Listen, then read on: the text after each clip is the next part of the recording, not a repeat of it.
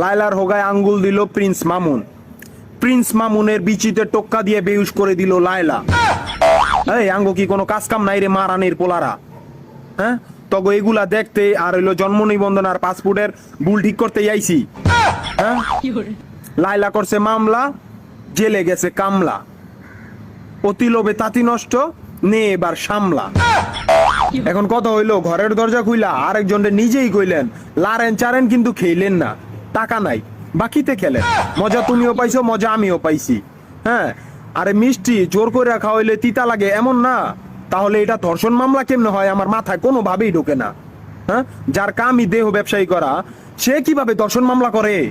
আর তুই শালা বুইরা বিডির কাছে যাবি কেন লোভে পইরা? হ্যাঁ, বেশি খারাইলে পতি তলায় যা মাদার বোর্ড।